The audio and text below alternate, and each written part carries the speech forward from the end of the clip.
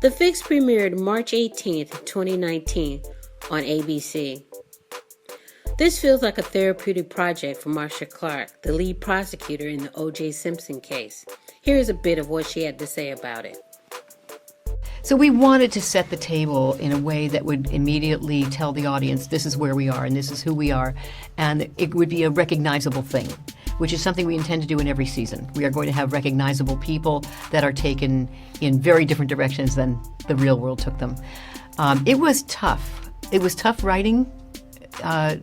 When the three of us were writing that pilot, it was a hard thing to write. Seeing it shot was even worse in terms of the reality of it. Very tough. And then watching it after it was shot, very hard. The gauntlet with all the crowds and the yelling and the screaming and the signs and the intensity of that was much more real than I would have hoped it to be. Hard to watch the not guilty verdict. Yeah. Very hard to watch the verdict. But then, fortunately, right after that, we're in fiction world. We go into a whole different thing, and Maya's living on this beautiful horse farm. Talk about, now that's my fantasy. And everything else is fiction from there. Yeah. I think people would wonder why you wanted to go back there. Well, I don't, and that's why we didn't. I mean, we did just enough to set the table, and then went to a completely different place. Because, being able to write about a high-profile murder case and not go to court, because this is definitely not a courtroom show at all.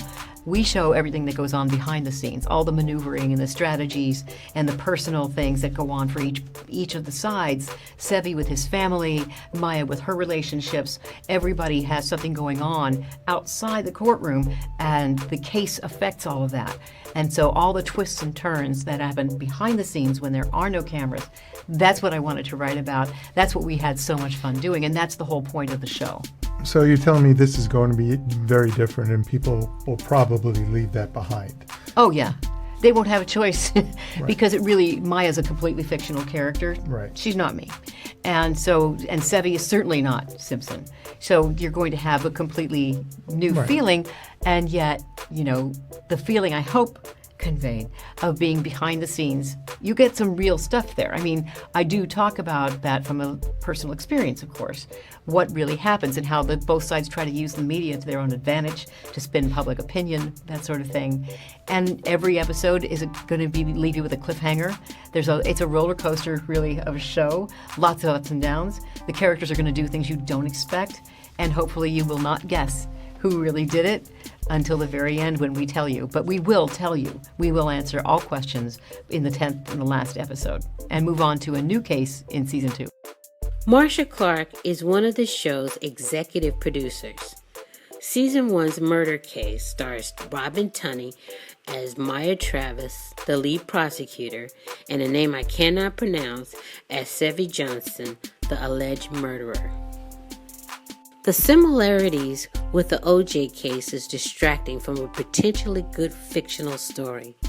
The pace is choppy and fast, which leaves very little time to connect with the characters. I found a lack of feeling for the show. Maybe feeling will come with a progression of episodes. The saving grace is the acting. The energy that flows through the two main characters is spellbinding. The IMDb score is 6.8, Tomato Meter score 60%, audience score 72%. It earned a 0.7 rating with 4.395 million viewers.